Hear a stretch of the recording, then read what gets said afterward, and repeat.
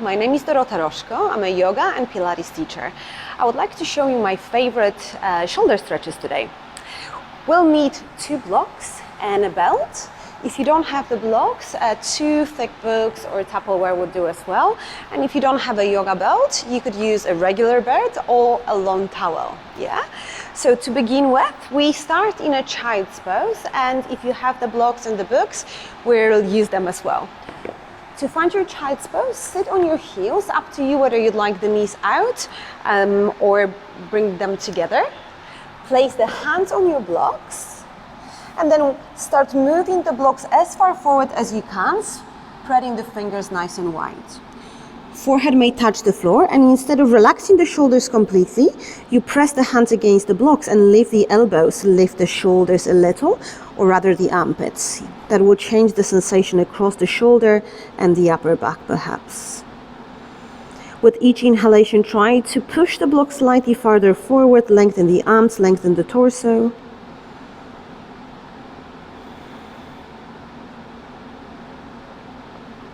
Take one more breath. And then slowly round the back, walk the knees closer to the blocks, and then remove the blocks and find a comfortable seat. You can sit on your heels or you can cross the legs, up to you. We're going to use the belt. Grab the belt, maybe a little bit wider than the shoulders width to start with the elbows straight, belly engaged, reach the arms above the head. We're going to try to keep the elbows straight as we bring the belt back behind us and then all the way up. So try a few times, see what it feels like, and if that's super easy, you may explore bringing the hands closer. Try to keep the elbows straight, belly in, and don't forget to smile, of course. If that's going well, again, maybe a little closer. We're going to do a few more.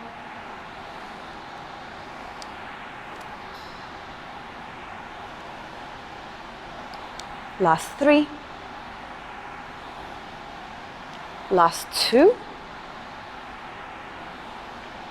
And last 1. Good job. This time we change the position of our hands. So this time palms will face forward. That may be a little tougher for some of us, so perhaps take the hands a little bit wider than you've just had them. Roll the shoulders back. Ready? Bring the belt up and then all the way back. If you feel that one elbow is bending, maybe take the arms, take the belt a little bit wider.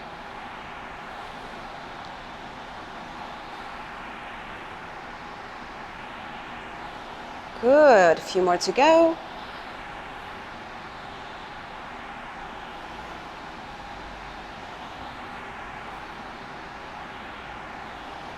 And last one. And we're done. The next one, we move the hips slightly to the left. So in fact, we actually sit on the left hip and we take the legs to the right. You secure the belt with your right hand, so it could be anywhere close to your legs. Your legs could be like so, or legs together, whatever feels comfortable and stable enough.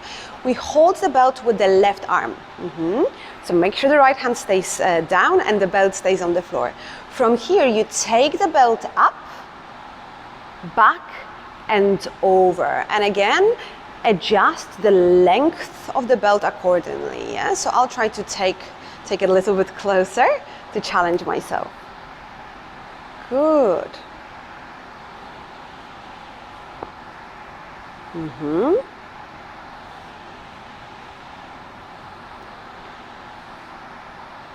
Yeah, it could be quite intense, so remember to adjust accordingly to where your body and your shoulders specifically are at today. Just one more. And then we change side right away. So we take the feet or the legs to the left, left hand securing the belt on the left hand side. Right hand holding onto the belt. We take it to the left first, up, back, and over. And then again, maybe taking it a little closer if that works for you.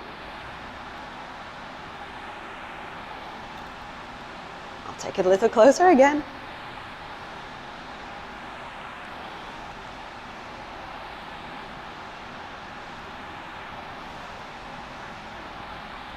Good job.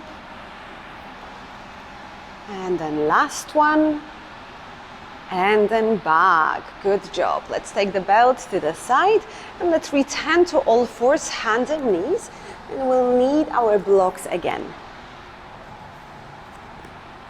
You can use the second height or the third height. So I would suggest to check both and decide what suits you. I'll go the third height right away. And place your elbow and your tricep on the block. So make sure you're not placing the elbow towards the front edge, so a little bit closer to the back edge. So the blocks are shoulders width apart. I'll show this way as well.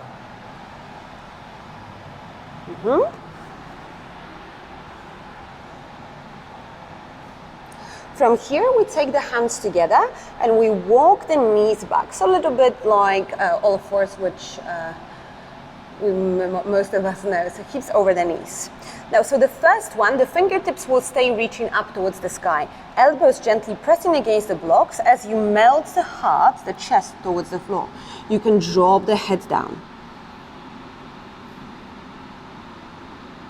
We're going to take a few deep breaths here.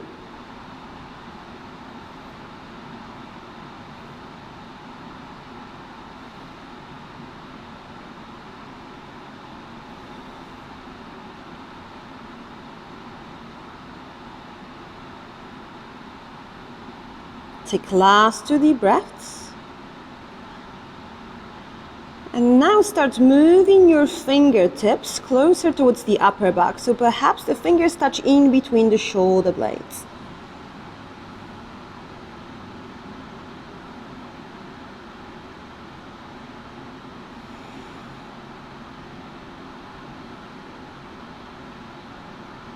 One more breath.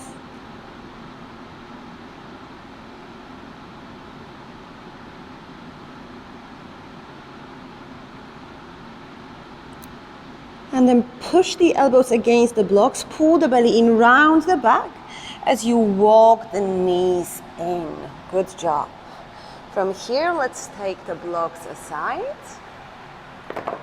And we step the feet forward, hips width apart. You can keep the knees bent. We'll need a belt for this one.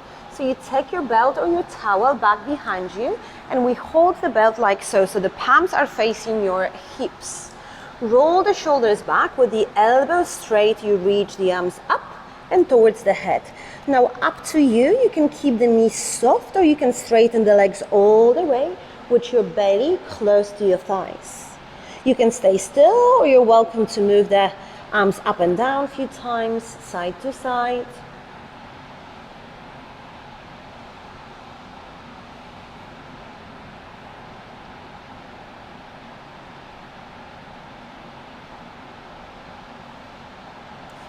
Take one more breath here.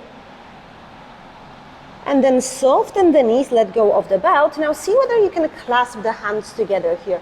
If that's not an option, please stay with your belt. Roll the shoulders back. Maybe the heels of the hands touch as you reach the arms overhead. And then again, knees soft or extended.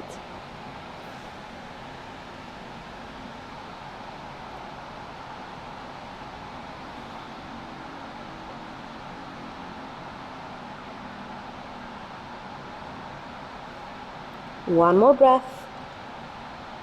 And then soften the knees as much as you need to find the floor. Step the knees back. So we begin in all fours with the hips over your knees. From here, start walking the hands forward, elbows straight. Keep the elbows straight. Start melting the chest towards the floor. Maybe forehead touches the floor. Some of you will be able to touch the chest down and maybe the chin. Yeah, puppy stretch. Keep the belly in so we don't let go of that front core completely.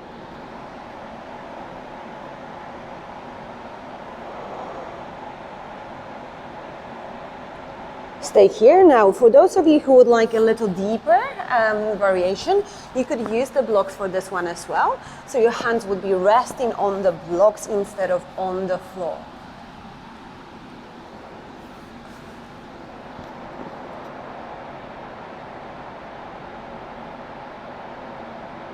Take a few more breaths here.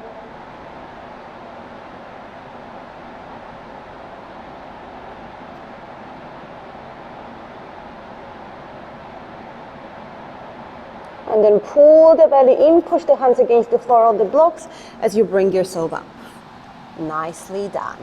From here, we'll lie down onto our belly. So I'm just going to grab another mat so I can lie down facing you guys as well. So from here, we lie down on our bellies.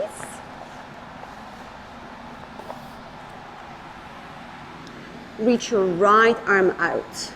So use your left hand as well. So you lift the chest slightly and then you rotate the chest to the left side of the room. So the right arm rests on the floor. So for some of us, that can already be a lot, so feel free to stay here. If you like more, you rest the side of the head on the floor. The more you push with the left hand, the more you're going to feel. For those of you who would like even more, you take that left leg up and over. Still happy, you scoop the hips a little bit towards your left, and then maybe both legs bend.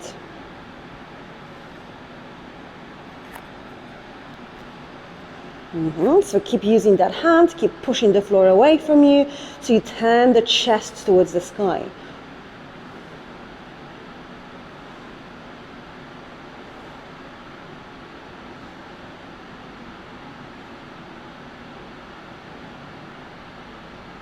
Slowly let go. Still on the same side, this time we bend the elbow, so 90-degree angle, your shoulder and elbow in line, your hand and your elbow in line as well. So most of us will feel a little bit more in the chest, I think. So starting the same way, left hand close to the chest, lift and twist. And then again, the more you push with the left hand, the more you're going to feel. And again, happy here, stay here, or maybe one leg goes back. And of course, if you want to take two, go ahead. For me, this is enough.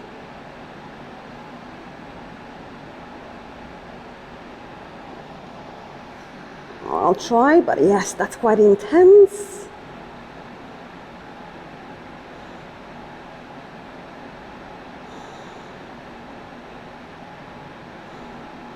And slowly let go.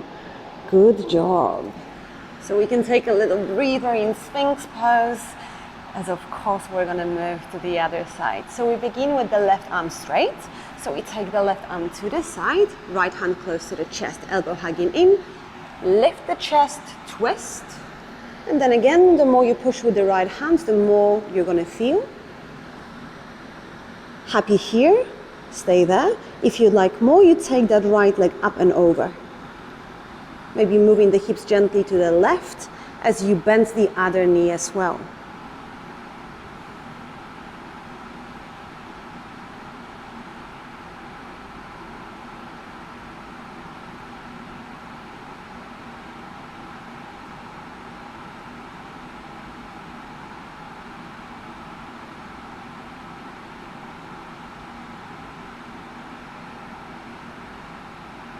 One last breath. And slowly with control, come out of the pose. And now we bend the elbow. So bending the left elbow, finding a 90-degree angle. Right hand close to the chest. Twist. Lower the left shoulder. And again, the more you press with the right hand, the more you're going to feel. Happy here, stay. Or flip the right leg up and over.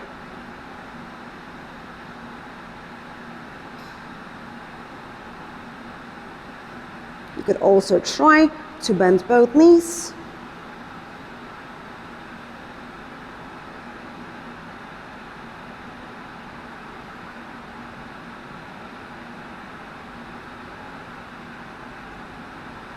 And and slowly let go. Ooh.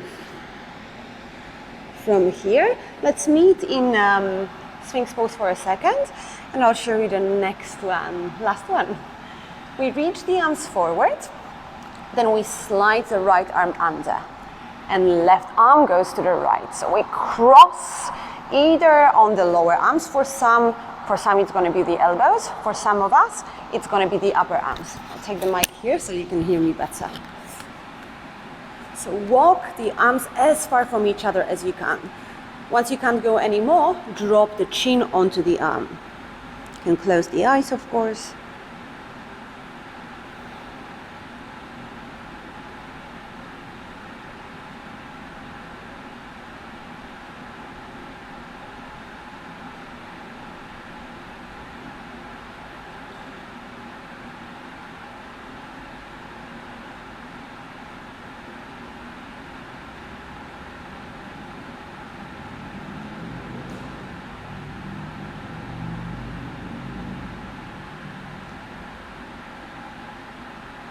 Come out of the pose, and now we switch sides. So the left arm goes under first, right arm on top. Walk the arms far away from each other, and once you're ready, drop the chin onto the arms.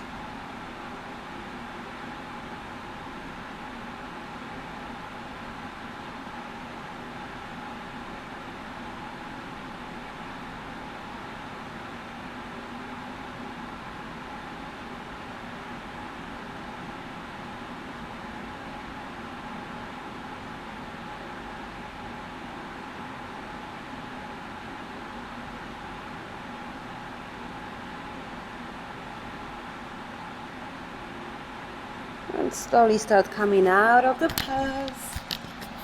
Oops. Let's bring the hands close to the chest, roll the shoulders back and push back into a child's pose. And this time feel free to take the arms back close to the feet, drop the forehead onto the floor. Allow the arms to relax completely, elbows and shoulders drop in towards the floor. And then slowly roll yourself up into a comfortable seat. Thank you very much for joining me, and I'm looking forward to seeing you soon. Namaste.